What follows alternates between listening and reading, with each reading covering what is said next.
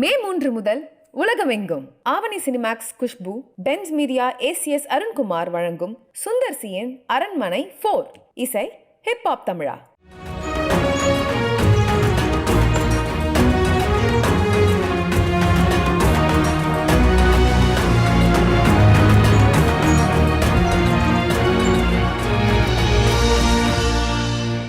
கிடைக்க போகிறதில்ல, நீங்கள் 2 பேரும் வற்புறுத்தி தான் கவுண்டமணி போட சொன்னீங்கன்னு பத்திரிகை பேட்டியில் பார்த்தேன் நான். இல்லை, முதல் படத்தில் வந்து பாலகுரனை வந்து நாடக நடிகர்கள் யாராவது வேணும்னா அவர் தான் பெரும்பாலும் சஜஸ்ட் பண்ணிட்டு இருந்தார். அப்போ அவர் சொன்னதில் தான் வந்து கவுண்டமணியார் நடிச்சிருந்தார். எனக்கு இங்கே 92 சீல நான் அங்கே இருந்ததுனால இப்போ கவுண்டமணிலாம் அங்கே எனக்கு தெரியும். அப்புறம் அங்கேயும் 16 வயதில் வந்தப்போ நல்லா பழக்கமாயிடுச்சு.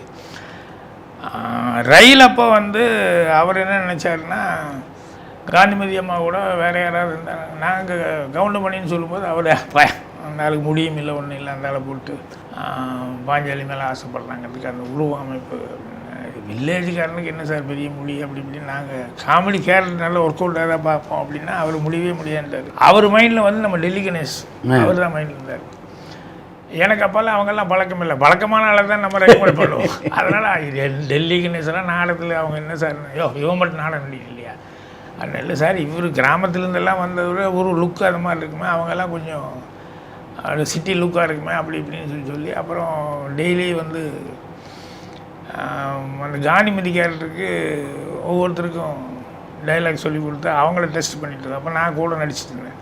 அப்புறம் கடைசியில் என்ன பண்ணிட்டாங்க, காந்திமதி கேரக்டர் வேண்டாம், காந்திமதியை போட்டுக்கலாம், அதுதான் நல்லாயிருக்கும், வில்லேஜ் இதெல்லாம் பேச சரியாக வராது அப்படின்ட்டு. அப்புறம் என்ன பார்த்துட்டு சொன்னாரியோ, நீ அந்த மற்றவங்களுக்கெல்லாம் சொல்லிக் கொடுக்கும்போது கூட டெஸ்ட் எடுக்கும்போது பார்த்தேன், நீ நல்லா நடிக்கிறியா, நீ அந்த காந்திமதியோடு நீ பண்ணிடுறேன். சார் காந்திமதி அவங்க வயசுக்கு என்ன போய் நடிங்கன்னு சொன்னேன், எப்படி சார் சரியாக வரும் அப்படின்னு. அதனால் என்னையா அதெல்லாம் கிழவனா பண்ணலையா நீ, வைத்தியர் ஒரு சீனுக்கு வந்துட்டு போகிற சார், இல்லை க்ளோஸும் இல்லை, ஒன்றும் இல்லை, அதனால ஒன்றும் தெரியாது. கவுண்டமணி ரோலுக்கு முதல்ல அவங்கள சஜஸ்ட் என்ன வந்து நடிகை நான் சொன்னேன், சுத்தமாக சரியாக வராது சார் அவங்க ஏஜுக்கும். அப்புறம் அது ஏதோ ஒரு சீனுக்கு வந்து வைத்தியம் இருக்கும்போது லாங் ஷாட்டில் சரியாக போயிடும், இதில் எல்லாம் க்ளோஸ் ஆகுது, இதெல்லாம் வரும்போது ஈஸியாக தெரியும் சார், அது ஒரு மாதிரி ஆர்டிஃபிஷியலாக இருக்கும் அப்படின்னு சொல்லி அப்புறம் வேறு ஆளுங்களுக்கு புதுசு என்ன போடலான்ட்டு ஒவ்வொருத்தருக்காக டெஸ்ட் எடுக்கும்போது ஒரு நாள் கவுண்டமணியும் கூப்பிட்டு போய் அவருக்கு விக்குக்கெல்லாம் வச்சு அவருக்கு டெஸ்ட் எடுத்தோம் நானும் பல. அப்புறம் ராஜ்கிரனுக்கு அதில் உடன்பாடு, கவுண்டமணி நல்லா தான் இருக்கும் அப்படின்னு சொல்லிட்டு அப்புறம் எல்லாம் வந்து ட்ரெஸ் ரெடி பண்ணி டெஸ்ட் எடுத்துகிட்டு வந்தோன்னே எல்லாம் போட்டு பார்க்கும்போது நாங்கள்லாம் ஹான்னு பெருசாக சிரிச்சு, நீங்கள் டைரக்டர் எங்களையெல்லாம் பார்த்துக்கிட்டு சதி பண்ணியே நீங்கள்லாம் பிளான் பண்ணியே அந்த ஆள் தான் வேணும்னு முடிவு பண்ணி செட்டப் பண்ணி செய்கிறீங்க அப்படின்னு செட்டப்பாக பண்ணுறீங்களா என்ன. அப்போது இல்லை பாரதி அப்படின்ட்டு எங்கள் ப்ரொடியூசர் வந்து சொன்னார், அவங்க நினைக்கிறது கரெக்டு தான், நல்லா தான் இருக்குது, கவுண்ட் பண்ணி விட யாரோ ஒருத்தர் புதுசாக போடுறத விட இந்த ஆள் கொஞ்சம் எல்லாத்துக்கும் ரீச் ஆகிற அளவுக்கு தான் இருக்கும் அப்படின்னு சொல்லிட்டு போடுன்னு. சரி போட்டு தொலைங்க அப்படின்னாரு.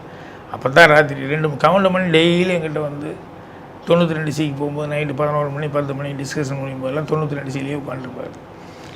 அவர் வீடு தனியாக இருந்தது பேக் சைடில் எல்டாம்ஸ் பக்கத்தில், இருந்தாலும் இங்கே உட்காந்துருப்பார். அங்கே அந்த 92 சீட் நீப்பு கூட நாடக நடிகெல்லாம் இருக்கும்.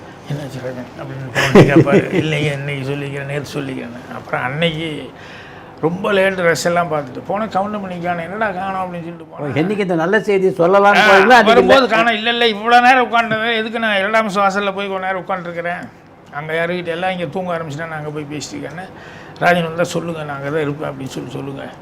அப்புறம் நேராக எல்டாம்ஸுக்கு போனேன், முடிச்சுட்டு உட்காந்துருந்தேன், வாசலில் தான் உட்காந்துருக்கேன். எல்டாம்ஸ் ஹோட்டலெல்லாம் பூட்டியாச்சு, வாசலில் உட்காந்து யாரோ ஒரு நான் பேசுகிறேன். அப்புறம் வாங்க அப்படின்னு, என்னாச்சுண்ணா வாங்க அப்படின்னு சொல்லிட்டு நேராக ஆலயம் கோயிலுக்கு கொண்டு வந்தேன். நானே கப்பூரம் வாங்கிட்டு வந்திருந்தேன். அதை கொடுத்து கோயில் இந்நேரத்துக்கு சாத்திருப்பேன். இல்லை பரவாயில்ல வாங்கன்னு சொல்லி வாசப்படியில் கப்பூரத்தை கொடுத்துங்க அப்படின்னு சொல்லி, ஓகே ஆயிடுச்சு கொடுத்துங்க அப்படின்னு சொல்லி அப்புறம் உடனே கொடுத்துங்க, நீ கும்பிடுங்க, நல்லா நல்லபடியாக நல்லா வரணும், எனக்கு இவ்வளோ நல்ல ரோல் கிடச்சிருக்கு, நல்லா வரணும்னு சொல்லி உடனே அழுது அப்படியே ஃபீலிங் ஆகி அப்படியே கும்பிட்டு இதனால். ஸோ அதில் ரயில் தான் அவருடைய டர்னிங் பாயிண்ட். அவருடைய மிகப்பெரிய வளர்ச்சிக்கு வந்து ஒரு அடித்தளம் விட்டதுன்னா அந்த படத்தை தான் சொல்லணும். ஸோ ராத்திரி 1 மணி 1:30 மணி இருக்கு, கப்பூரத்து கொளுத்தி அந்த நேரத்துக்கு சாமி கும்பிட்டது. சில மெமரிஸ் இன்னும் எவ்வளோ வருஷம் ஆனால் கூட சில விஷயங்கள் அப்படியே மைண்ட் இல்லை. அந்த ஆரம்ப அதாவது அவங்க பெரிய ஆளாக வந்ததுக்கப்புறம் பின்னாடி தெரியுது. இப்போ உங்கள் வாழ்க்கையை எடுத்து பார்த்தா கூட இப்போ இன்றைக்கி வாட் இஸ் பாக்யராஜ் அப்படின்றது இந்த ஹோல் இந்தியா நோஸ். ஆனால் ஆரம்ப கட்டத்தில் பார்க்கும்போது ஒவ்வொரு வளர்ச்சி, ஒவ்வொரு காலகட்டத்திலையும் அதுக்கான உழைப்பு எல்லாமே பார்க்கும்போது அதுவும் நினச்சி பார்க்கும்போது ரொம்ப அதை விட சந்தோஷமான பெரிய விஷயம். காமெடின்னு எங்கிட்ட பின்னால் வந்து நிறைய பசங்க வந்து சேர்ந்தாங்கல்ல, இந்த ஆயுதபூஜி சிவகுமார் அவங்க மாதிரி நிறைய பேர் எல்லாம் அசிஸ்டன்ட் டேரக்டர் வந்து சேர்ந்து அப்புறம் டேரக்டர் ஆகி இதெல்லாம் பண்ணேன். பின்னால் கவுண்டமணி அசுர வளர்ச்சியாகி வேறு மாதிரி ஆகிப்போச்சு. கவுண்டமணி டேட் முதல்ல வாங்கிட்டு வாங்கன்னு சொல்லி அர்ஜுன்லேருந்து யாருக்கிட்ட போய் ஹீரோ கிட்ட கேட்டாங்க, கதாநாயகர்களே சொல்ல ஆரம்பிச்சிட்டாங்க. அவங்களே சொல்ல ஆரம்பிச்சிட்டாங்க அவர்கிட்ட வாங்கிட்டு வாங்க அப்படின்னு சொல்லிட்டு. அப்போ மணி என்னன்னு ஹீரோஸே மணி என்ன ஆமாம், நான் என்னங்க மணி அப்படின்னு சொல்லிட்டு நான் சொன்னேன், சார் மணின்னு சொல்லி கூப்பிடுறீங்க எனக்கு என்ன சொல்கிறது இல்லை எல்லாரும் ஹீரோஸு மணி என்ன சொல்லுவேன், நீங்கள் மணின்னு சொல்லி கூப்பிடுறீங்க. யோ உங்களுக்கு மணி வளர்ந்தது எப்படி என்னங்கிறது எனக்கு தெரியும், நாங்கள் எப்படி பழகிட்டு இருந்தேன் என்னங்கிறது உனக்கு என்னையா தெரியும் அப்படின்னு. ஓ அப்படியா உங்களுக்கு அப்போ இருந்தே பழக்கமான. ஏன்னா இவங்களுக்கு வந்து 92C மணியெல்லாம் யாருக்கும் தெரியல. அப்புறம் பேர் சொல்லி கூப்பிடுறதுங்கிறது வந்து ஒரு பெரிய சமாச்சாரமாக இருந்துச்சு. ஏன்னா உண்மையில் சொன்னால் அவருடைய சர்வீஸு எங்கள் டைரக்டர் கூப்பிடுவார், நான் கூப்பிடுவேன். நானும் அது என்னங்க மணி அப்படின்னு சொல்லிட்டு வாங்க போங்கன்னு பேசுவேன். எங்கள் டைரக்டர் யோ மணி இங்கே வாயா அப்படின்னு சொல்லி இப்படி தான் கூப்பிடுவார் எங்கள் டைரக்டர். ஸோ ஆனால் அவருடைய வளர்ச்சியெல்லாம் வந்து அதுக்கப்புறம் இண்டஸ்ட்ரியில் வந்து அவர் எந்த ஹீரோஸ் படமாக இருந்தாலும் முதல்ல அவர்கிட்ட கால்ச்சிட்டு வாங்க அப்படிங்கிற அளவுக்கு இந்த அசுர வளர்ச்சி. அதே மாதிரி அது ஒர்த்தாக தன்னை ஆக்கிக்கிட்டார். எந்த காட்சியை கொடுத்தாலும் செந்திலெல்லாம் என் படத்தில் வந்து நடிக்க போகும்போது எல்லாம் அவனை வந்து ரொம்ப இரிட்டேட் பண்ணுவாங்க. எனக்கு இப்போ ரொம்ப பாவமாக இருக்குது 92C. அப்போ நான் சினிமாக்கே வரல. ஆனால் அந்த 92C வந்து உட்காந்து நாடக நடிகரில் உட்காந்துருக்கும்போது இந்த செந்தில தான் ரொம்ப வரட்டுவானுங்க. கருமா இங்கே வாடா, சொட்டையா இங்கே வாடா அப்படின்னு சொல்லி கூப்பிட்டு டீ வாங்கிட்டு வாடா, காப்பி வாங்கிட்டு வாடா. அவர் எடுபடி வேலைக்கு தான் அந்த நாடக நடிகை. அவனுங்களே நாடக நடிகை தான் ஒன்றும் பெரிய வசதியாக இருக்குது. ஆனால் அவங்களுக்கு ஒரு எடுபடி மாதிரி இந்த ஆளை போட்டுக்கிட்டு பாவமாக இருந்தாலும் என்னையா பண்ணா அந்த ஆளை போட்டு இப்படி பண்ணுறாங்களே அப்படின்னு சொல்லிட்டு நமக்கெல்லாம் வாய்ப்பு வரும்போது இவனுக்கெல்லாம் ஒரு நல்ல சந்தர்ப்பம் தரணும் அப்படின்னு சொல்லிட்டு நான் நினச்சிக்கிட்டு இருந்தேன். அப்போ தான் இந்த கல்லாப்பட்டி சிங்காரம் இவங்க எல்லாருமே வந்தாங்க, அந்த குரூப்பே பார்த்த நாடக நடிகை. அப்புறம் எனக்கு சான்ஸ் வந்தப்போ தான் வந்து இவனெல்லாம் கூப்பிட்டு மௌன கீதங்கள் அதில் எல்லாம் நடிக்க சொல்லி சொன்னேன். அவன் டைலாகெல்லாம் பேசுகிற உடனே செந்திலுக்கு அப்படியே ஒரே ஒரு சந்தோஷம், பயங்கரமான சந்தோஷம். இன்று போய் நிலைவா. அதுக்கப்புறம் தூரன் வச்சப்போ தான் அழுதுட்டேன். ஏன்னா நம்பியாரண்ணன் கூட ஒரு கேரக்டரு அவருடைய அசிஸ்டண்ட்டாக வர்ற மாதிரி ஒரு கேரக்டர்னா டெய்லி ஒரு 2 நாளைக்கு ஒரு தடவை அழுதுடுவான். என்ன நினச்சே பார்க்கல நான் நம்பியாரண்ணன் நினைக்கிறது அப்படி அப்படின்னு சொல்லி. ஸோ அப்போ காம்பினேஷன் வரல. அதுக்கப்புறம் வந்து தூரம் நின்று போச்சுக்கப்புறம் வந்து கவுண்டமணி செந்தில்ங்கிறது அந்த காம்பினேஷன் அப்புறம் ஒர்க் அவுட் ஆடி மாதிரி அப்புறம் அது வந்து ஒர்க் அவுட் ஆக ஆரம்பிச்சு. அப்புறம் தனியாகவே செந்தில் எங்கேயும் கிடையாதுங்கிற மாதிரி, கவுண்டமணியும் தனியாக கிடையாதுங்கிற மாதிரி 2 பேரும் இன்ன வரைக்கும் மறக்க முடியாத ஒரு காமெடி பேராக அவங்க இருக்காங்களே, அது ஒன்றும் சந்தேகம். சிறப்புறையே பார்த்தோம்னா இதுக்கு போனோம்னா சொகத்தங்க ஷூட்டிங் அப்போ பார்த்தோம்னா மணி வந்து அவர் எப்படின்னா வந்து இறங்குனதுலேருந்தே ஏப்பா டைலாக் எழுதிட்டார். அவர் எப்பவுமே வந்து தாங்க தான் எழுதிட்டு இருப்பார். ஏதாவது எழுதியிருக்காரா இல்லை சார் சார்ட்ட சொல்லுவார். அதுதான் இவர்கிட்ட தொல்லையே. ஏன்னா நம்ம கொஞ்சம் எதாவது இம்ப்ரூவைஸ் பண்ணலாம், எதாவது பண்ணலான்னா அந்த கடைசி நேரத்தில் தான் இது சொல்லும் பாரு, நம்ம ஒன்றும் பண்ண முடியாது, அதுதான் கேட்டேன் அப்படி இப்படின்னு சொல்லிட்டு. அப்புறம் ரெடி ஆயிடுச்சுன்னா சொல்லுங்கள், ரெடி ஆயிடுச்சுன்னா நான் கேட்டேன்னு சொல்லுவேன். அந்த டைலாக் என்ன, நம்ம அது என்ன இம்ப்ரூவைஸ் இதுதான் இருக்கும். இவன் செந்தில் வந்தோன்னையுமே என்ன பண்ணுவான்னா வரும்போதே ஒரு பெட்ஷீட்டு அது இது சீட்டு கட்டி இதெல்லாம் எடுத்துக்கிட்டு வந்து இறங்கணுன்னையுமே லொக்கேஷன் நம்ம பார்க்குறோமல்ல, அது மாதிரி அவன் அங்கே வந்து யாரும் கூப்பிடாது, யாரு கண்ணிலையும் படாத ஒரு மூளை இருக்குமல்ல, அதுக்கு கரெக்டாக ஆளுகளை செட்டப் பண்ணிட்டு போய் டப்பன்னு உட்காந்து உடனே போனாங்க. அப்புறம் ஏய் அப்படின்னு எங்கடா அவன் செந்தில் காணோம் அப்படின்னு சொன்னதுக்கப்புறம் தான் அண்ணே வந்துட்டேன் அப்படின்னு சொல்லிட்டு வருவாப்புல. அப்புறம் உடனே கவுண்டருக்கு தெரியும், அப்போ வந்து போய் சீட் ஆட்டி தெல்ல வந்தேன் என்னடா அப்படி இப்படின்னு சொல்லி கவுண்டர் திட்டுவார். இருந்தாலும் அவர் வந்து இல்லை தொழிலில் வந்து கவுண்டமணி எக்ஸ்ட்ராடினரி சின்சியர், அது ஒன்றும் சந்தேகமே கிடையாது. என்ன இம்ப்ரூவைஸ் பண்ணலாம் எப்படி அப்படிங்கிறது இவ்வளோ லாங் டேர்மாக இருக்கிறதுக்கெல்லாம் மெயின் காரணமே அதுதான்.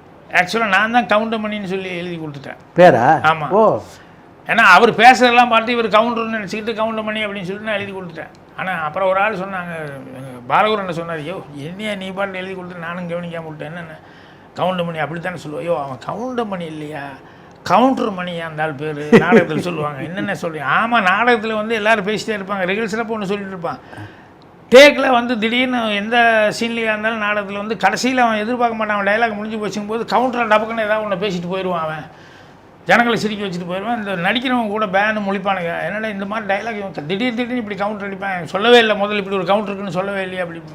ஸோ எப்போ இருந்தாலும் கவுண்டர் அடிப்பானே சொல்ல முடியாதுனால இந்த ஆள் கவுண்டர் மணின்னு பேர் வந்துருச்சு. நீ என்ன கவுண்டர் மணின்னு எழுதி விட்டு, நான் சொன்னேன் கவுண்டர் மணிங்கிறது எனக்கு கேட்கல, எனக்கு சொல்லும்போது கவுண்டர் மணிங்கிற மாதிரி கேட்டது, அதனால் எழுதி விட்டு பரவாயில்ல விடுங்க அப்படின்னா அது டைட்டில் வந்து டைட்டில் போயிடுச்சு. அப்புறம் போனதுனால அப்புறம் கவுண்டர் மணியே ஆகிப்போச்சு. சூப்பர். ஆனால் உடுமலைப்பேட்டை நம்ம ஊருக்கார ஆள் தாங்கிறது தெரியும், இல்லைன்னா லாங்குவேஜ் அப்படி வராதில்ல. சிகப்பு ரோஜாக்கள் தான் நீங்கள் வசனம் எழுதின முதல் படம் இல்லை? இதெல்லாம் வந்து கூட கொஞ்சம் கூட ஒர்க் பண்ணீங்க. பட் அஃபிஷியலாக டைட்டிலில் வந்து ஒரு வசனகர்த்தான் பேர் வந்து முதல் படம் வசனகர்த்தான் டைட்டில் வரல. அது ஒரு விஷயங்க. அந்த ஆனால் நான் தான் அப்படின்னு சொல்லி கமிட் ஆகி எனக்கு அதுதான் முதல் வாய்ப்பு கிடைச்சது சிவப்பு ரோஜாக்கள் தான். அந்த டைட்டிலில் உங்கள் பேர் இடம்பெறாதில் ஒரு சின்ன கருத்து வேறுபாடு உங்களுக்கும் பாரதி ராஜாவுக்கு இருந்தது இல்லை? அப்போ அந்த காலகட்டத்தில் இருந்தது. அந்த காலகட்டத்தில் இருந்தது. அவருக்கு அதான் நான் சொன்னேன், புருஷன் பொண்டாட்டிக்குள்ளே எப்படி ஒரு பசிவ் அப்படிங்கிறது இருக்கும் இல்லையா, அந்த மாதிரி எல்லாத்துக்கும் அப்படி இருக்குமா என்னன்னு தெரியல. பட் எங்கள் டைரக்டருக்கு அவ்வளோ பொசிவாக இருந்தது. ராஜன் எந்நேரம் என்னை கூப்பிட்டு இருந்துட்டு, நான் ஒரு தடவை வந்து என் பேர் சொல்கிறதுக்கு பதிலாக நான் இங்கே ஊருக்கு போயிட்டு வந்தேன் சிவப்பு ரோஜாக்கள் டைம். அப்போது எப்போ வரலாம் என்ன சார், நடுவில் லீவ் இருக்குல்ல, ரயில் முடிஞ்சதில்லை அப்படின்னு சொல்லி சொன்னேன். கொஞ்சம் டைம் ஆகுது, அப்படி ஒரு 20 நாள் ஆகும், அதுக்கப்புறம் தான் டிஸ்கஷனை ஸ்டார்ட் பண்ண போகிறோம் அப்படி இப்படின்னு சொல்லி சொன்னார். அப்போ டிஸ்கஷன்லாம் முடிஞ்சு நடுவில் கேப் இருந்தது, கமல் கால் சீட்டு, ஸ்ரீதேவி கால் சீட்டு. அப்புறம் ஒரு வாரம் வேணால் கேப்புக்கு போயிட்டு வரலாமா 10 நாளைக்கு அப்படிங்கிற மாதிரி சொல்லி கேட்டோன்னே சரி போயிட்டு வாய் அப்படின்னு. அப்புறம் இவர் அதுக்குள்ளே கமல் கூப்பிட்டு ஏதோ கால் சீட்டு இருக்குது, அட்ஜஸ்ட் பண்ணி ஏதோ பண்ணுறோம் ஸ்ரீதேவி அப்படின்னு சொல்லி. அப்போ கொஞ்சம் எர்லியராக வந்து இவங்க ஷூட்டிங்கு ஸ்டார்ட் பண்ணுறதுக்கு ரெடி ஆகிட்டாங்க. இப்போ நடுவில் வந்து ரெக்கமெண்டேஷனில் டைரக்டர் ஜம்பு சன்னு அப்படின்னு சொல்லிட்டு ராமு வந்து யாரோ சொல்லி எங்கள் டைரக்டர் வந்து சேர்த்துட்டார். அப்போ நான் வந்து அடுத்த நாள் ஷூட்டிங்கும் போது அன்றைக்கி தான் எனக்கு ஷூட்டிங் ஆரம்பிக்க போகிறோம், அவனுக்கு ஃபோன் பண்ணுங்கள், அவனுக்கு சொல்லுங்கள், யாராவது தகவல் சொல்லுங்கன்னா. அப்புறம் உளுந்தடிச்சு என்ன லேட் ஆகும்னு நினச்சாங்க, திடீர்னு ஆரம்பிக்கிறாங்கன்னு சொல்லிட்டு உளுந்தடிச்சு நான் ஓடி வந்தேன். அப்போ டைலாக்லாம் கூட ஆல்மோஸ்ட் எல்லாம் எழுதியாச்சு. ஸோ கேப்பு கால் சீட்டுக்காக கேப்பில் தான் நான் போனது. அப்புறம் முதல்ல டைலாக்லாம் எழுதி கொடுத்துட்டு போய் எழுதிட்டோம், இங்கே அட்லாண்டிக்கில் போட்டு தான் டைலாக்லாம் எழுதியாச்சு. ஸோ ஷூட்டிங் டேட்டுக்காக வெயிட்டிங்கில் இருந்தோம்.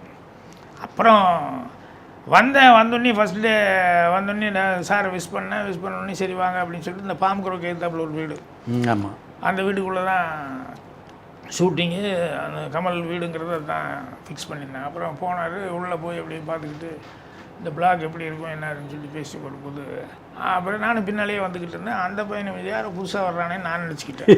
அப்புறம் வந்துக்கிட்டே இருந்தோடனே அந்த ஓப்பனிங் ராமு அப்படின்னாரு. ராமுவா, ராஜன்னு தானே கூப்பிடுவார், ராமுன்னு கூப்பிட்றாருன்ட்டு நான் முழிக்கிறேன். சார் அப்படின்ட்டு இவன் முன்னால் போனேன். ராமு இது எப்படி இருக்கும் அப்படின்னாரு. அப்புறம் நான் அப்படியே பின்னாலேயே நின்றுருந்தேன். அப்புறம் இன்னொரு பிளாக் இப்படி வந்தார், ராமு அப்படின்னு கூப்பிட்டாரு. ரெண்டாவது தடவை ராமுன்னு சொல்லி கூப்பிட்டோன்னு எனக்கு கண்ணெல்லாம் கலங்கிடுச்சு. என்னாச்சு, நம்ம கூட இவ்வளோ 2 படம் வேலை பார்த்துன்னு தெரியுமாண்ணா, திடீர்னு ராமுன்னு புதுசாக எவனோ ஒருத்தனை கூப்பிட்டு நான் பின்னால் இருக்கும்போது ராமுன்னு கூப்பிட்றாங்களேன்ட்டோடனே ஒரே அப்செட் ஆகிட்டேன்.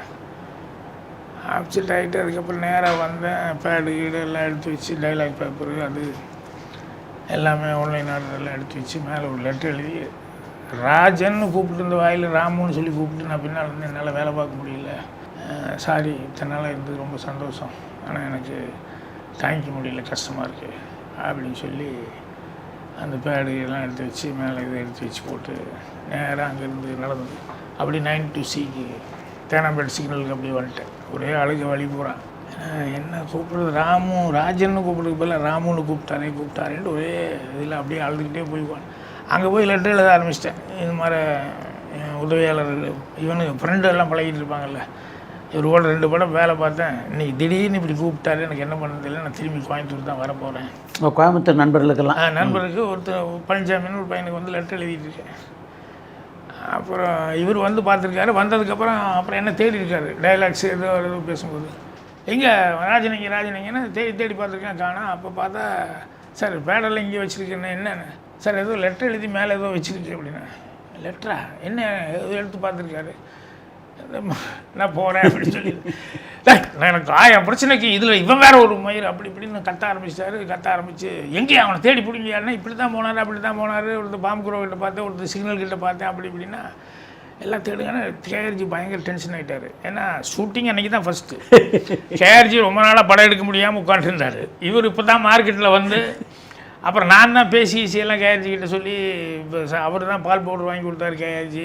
நான் இப்போ ராஜ்கண்ணுக்கிட்ட கேட்காத நேரத்தில் நானே கண்ணார பார்த்துருக்கேன். இங்கே பஸ்ஸு காசு இங்கே வாங்க மாட்டார், அங்கே போய் பக்கத்து ஆஃபீஸில் போய் அங்கே வாங்கிட்டு போய் ரொம்ப பெரிய சப்போர்ட்டாக இருந்தார் டேரக்டருக்கு. இல்லை அதான் அங்கே அவர்கிட்ட முதல்ல வேலை பார்த்தனால, ஆஃபீஸில் வேலை பார்த்தனால இவர் போய் ஒரு இந்த டின்னு பால் இது பண்ணிட்டு குழந்தைகளுக்கெல்லாம் வாங்குறது அது அங்கே தான் போய் காசு வாங்குவார்.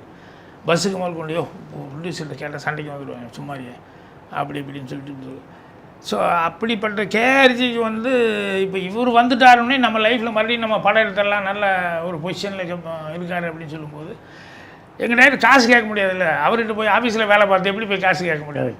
அதனால் அந்த நேரத்தில் பார்த்தா எம்எல்ஏங்கிற மாதிரி பெரிய கம்பெனியெல்லாம் சூட் கேஸோடு வந்துட்டு இருக்காங்க, எவ்வளோ கேட்டாலும் சரின்ட்டு. அப்போல்லாம் 75,000 1 லட்சம் அப்படிங்கிறது பெரிய சமாச்சாரம் இல்லை. அவருடைய வறுமை, அவருக்கும் இது மாதிரி 16 வயதில் டைமில் இப்போ குழந்தைக்கு பால் போடுவாங்கன்னு இப்படி இருந்திருக்கு அவர் சூழ்நிலை, யோசிச்சு பாருங்கள். அதனால் அவர் வந்து மனசு அலப்பாயுது. சரி கேஆர்ஜிக்கு பண்ணணும், அதுக்காக 2வது விட 3வது விடமே பண்ணணுன்னு எப்படி எனக்கு கிடைக்கிற காசு அங்கே போய் அவர்கிட்ட கேட்க முடியுமான்னு. அப்புறம் நான் பேசி இல்லை சார் அவருக்கு பண்ணுங்கள், நீங்கள் உங்களுக்கு என்ன வேணும், வெளியே என்ன கொடுக்குறாங்களோ அதை கொடுக்க சொல்கிறாங்க. அப்புறம் கேஆர்ஜிக்கிட்ட போய் பாருங்கள், உங்கள்கிட்ட ஆஃபீஸ்லேருந்தெல்லாம் மறந்துருக்கேன், வியாபாரம் அவருக்கு ஆக போகுது, ஸோ அடுத்தவன் என்ன கொடுக்குறான்னு அதை நீங்கள் கொடுக்க ரெடியாக இருங்கன்னு சொல்லி எவ்வளோ வேணால் கொடுத்துடலாம்ப்பா அப்படின்னாரு. என்ன மற்றவங்க கொடுக்குறான்னு நான் கொடுத்துட்றப்பா, எனக்கு எப்படியோ படம் எடுத்தால் போதும் அப்படி இப்படின்னு சொன்னார். அப்புறம் சரின்னு சொல்லிட்டு பேசி தான் அது கமிட் ஆனது. இப்படி பேசி இப்போ தான் படம் ஆரம்பிக்குது. அப்போ ராஜான்னு சொல்லிட்டு என் மேலே அவர் மலை மாதிரி நம்பிட்டு இருக்கார். நமக்கு பேசி விட்டதெல்லாம் தானே ராஜன் தானே எல்லாம் பேசி விட்டான் எல்லாம் பண்ணான்னு. இப்போ திடீர்னு ராஜனை காணோன்னு இவர் டென்ஷன் ஆகிட்டாருன்னு சொல்லணும்னு இந்த வழியாக தான் இப்படி போயிட்டு இருந்தாரு யாரோ சொன்னோடனே கார் எடுங்கப்பா அப்படின்னு சொல்லிட்டு கேஆர்ஜி கார் எடுத்துகிட்டு நேராக 92 சீல் எழுதிட்டு இருக்காரு. தம்பி ராஜா சத்தம் கேட்ட கேஆர்ஜி, இது உனக்கே நியாயமாக இருக்கு, நீயே என்ன கரையேற்றுறேன்னு சொல்லி நீயே கலத்துக்கு டம்முன்னு போடுறியாப்பா அப்படின்னு. இல்லை ஒன்றும் பேசாத, அவங்க எல்லோரும் சும்மா நின்றுருக்காங்க, நீ வராமல் ஷார்ட் எடுக்க மாட்டான், சூப்பர், அதனால் நீ புறப்படுற எந்திரிக்க. இல்லை அவர் வந்து எதாக இருந்தாலும் அங்கே போய் பேசிக்கலாம், அப்போ நீ இல்லாமல் ஷூட்டிங் நிற்கிதுன்னு சொல்லிட்டுனல்ல, அதனால் உங்கள் டைரக்டர் நீ நினைக்கிற மாதிரி அப்படி இருந்தால் அப்போ வந்து ஷூட்டிங் நிறுத்த மாட்டார், போடான்னு சொல்லிட்டு எடுத்துகிட்டு இருந்திருப்பார்ல. அங்கே இருக்குது கமலஹாசன், ஸ்ரீதேவி எல்லோரும் வெயிட்டிங். அதனால் நீ இப்போ ஒன்றும் பேச வண்டி ஏறி அப்புறம் வண்டி ஏறி வந்தோடனே இவர் வாசல் நிறுத்தினார். ரூம் வாசலில் என்ன பார்த்தோன்னே அப்படியே பல்ல கழிச்சிட்டு வாயாங்க அப்படின்னு கையை பிடிச்சி தரத்தரன்னு உள்ளே எடுத்துகிட்டு போனேன். என்ன மயிர் என்ன நினச்சிட்டு இருக்க நீ அப்படி இப்படின்னு பயங்கரமாக கருத்தேன். எனக்கு வீட்டில் 1000 மணி, அது எனக்கு எப்படி தெரியும், நான் ஊர்லேருந்து வந்த ராஜன் இன்னொருத்தன் பேர் பதிலாக ராமன் கூப்பிட்டேன், நான் எப்படி நாங்கள் 2 பேரும் கத்துறோம். 2 பேரும் காரசாரமாக அவருக்கு கண்ணில் தண்ணிச்சு எனக்கு கண்ணில் தண்ணிச்சு 2 பேரும் பேச கமல் கதவை திறந்துட்டு வந்துட்டாப்புல. என்ன ஏதோ சண்டை நடக்குது போல இருக்குன்னு அப்படியே வந்தோடனே 2 பேரும் கண்ணில் தண்ணி பார்த்தோன்னே கமல் சாரி நான் ஏதோ சாரி அப்படின்னு சொல்லிட்டு மறுபடியும் கதவை செஞ்சுட்டு போயிட்டாங்க. அப்புறம் நாங்களும் என்ன இத்தனை பேர் கேட்குற அளவுக்கு ஆகிப்போச்சு அப்படின்னு சொல்லிட்டு அப்புறம் சரி என்ன இல்லையா எனக்கு வீட்டு பிரச்சனை, அதனால் அது எதுவும் மறந்து நான் இத்தனை நாள் நீ இல்லை, ஒரு வாரமாக அவன் கூப்பிடுறதுனால நான் ராமனு கூப்பிட்டேன். அதை நீ அவனும் ஒன்றாயிருவீங்களா அப்படின்னு, எனக்கு எப்படி தெரியும் இதெல்லாம் அப்படின்னு சொன்னேன். அப்புறம் தான் சரி விடு அப்படின்னு சொல்லிட்டு இன்றைக்கி இதுதான் அந்த சீன் எடுக்கலான்ற ஐடியா பண்ணேன். நான் சொன்னேன் எனக்கு இந்த வீடு பிடிக்கல அப்படின்னு. போட்ட உடனே குண்டு வீடு பிடிக்கல என்ன சொல்கிறேன், இதில் அவ்வளோ எல்லாம் பிளாக் இருக்கிற மாதிரி தெரியல, நீ கதையில் சொல்லும்போது இப்படி அப்படி அப்படின்னு நிறையா லொக்கேஷன் அது இதெல்லாம் மைண்டில் எனக்கு வந்தது. இதில் ஒரே ஒரு ஹாலு இப்படி சுற்றி வர இருக்க ஒழிய பிளாக் அதிகமாக இருக்க மாட்டேங்க. பார்த்ததில் இதுதான் இருக்குண்ணா, அதுக்காக இன்றைக்கி கமிட் பண்ணிட்டோம்னா அப்புறம் படம் பூரா இந்த வீட்டில் அதில் தான் நிறையா வருது. அதனால் என்ன அப்படி சொல்கிறேன் நான், இல்லை சார் இன்றைக்கி எடுக்கிறதுக்காக ப்ரொடியூசர் அப்படி இப்படின்னு சொல்லி இல்லையா எல்லோரும் வந்துட்டாங்க, அதுக்காக சொல்லிக்கலாம் சார், வேறு ஏதாவது நல்ல வீடு பார்த்து கூட பண்ணலாம் அப்படி இப்படின்னா. அப்புறம் ப்ரொடக்ஷன் மேனேஜர் கூப்பிட்டுனா அவர் ஆறுமுகம்னு கேஆர்ஜியினுடைய ஆமாம் கொஞ்சம் கால் ஊற்றிட்டு வருவாங்க, அவர் கூப்பிட்டு வீடு பிடிக்கலாம் அப்படின்னு சொல்லி வேறு ஏதோ இதாக இருக்கான்னா போச்சுடா இதுக்காக போய் கேஆர்ஜி கூப்பிட்டு வந்தார் அப்படின்ட்டு அவர் எப்படியோ ஒரு அப்படி ஷூட்டிங் ஆரம்பிக்கலான்னா விட மாட்டேங்கிறாங்களே அப்படின்னு ஒவ்வொரு ரூபத்தில் நமக்கு வருது அப்படின்னு. சார் இன்னொரு இடம் பார்த்துருக்கேன், அது கொஞ்சம் வாடகை அதிகம், ஆனால் கொஞ்சம் பெரிய வீடுன்னா அது பரவாயில்ல அப்படின்னு எங்கள் டைரக்டர் வாடகை அதிகங்கிறதுக்காக எனக்கு கொஞ்சம் நல்லதாக வேணுமில்ல அப்படின்னு சொன்னோடனே அப்புறம் கார் ஏறிட்டு எல்லோரும் சேர்ந்து புறப்பட்டு அப்படி இங்கே வந்த ஒரிஜினல் அதான் ஒயிட் ஹவுஸா? White house. அப்புறம் வந்தோடனே இதை பார்த்தோன்னே முன்னால் இடம் பின்னால் இடம் அந்த ஹால் இந்த ஹால் அது இதுன்னு இது ரொம்ப பர்ஃபெக்ட் வீடு அந்த கதைக்கு. இது ரொம்ப நல்லா இருக்குண்ணே. வாடகை அதிகங்கிறதுக்காக இந்த மேனேஜர் எல்லாம் சேர்ந்து இப்படி சமத்திட்டான் நம்மளை அப்படின்னு சொல்லிட்டு என்ன அப்படின்னா சரி எல்லாத்தையும் போய் வர சொல்லுவோம் அது பண்ணால் அப்புறம் ஒன்று எல்லாருக்கும் ஃபோன் பண்ணி அப்புறம் மொத்த யூனிட் இங்கிருந்து எல்லாம் கிளம்பி அப்புறம் கமலஹாசன்லாம் வீட்டுக்கு போயிட்டு வந்துட்டு அதுக்கப்புறம் இந்த வீட்டு ஷூட்டிங் கொஞ்சம் லேட்டாக ஸ்டார்ட் பண்ணோம். பரபரப்பான சினிமா செய்திகள், நட்சத்திரங்களின் பேட்டிகள், சினிமா வரலாறு ஆகியவற்றை பார்க்கவும் படிக்கவும் உங்களுக்கான இணையதளம் tourantalkies.co.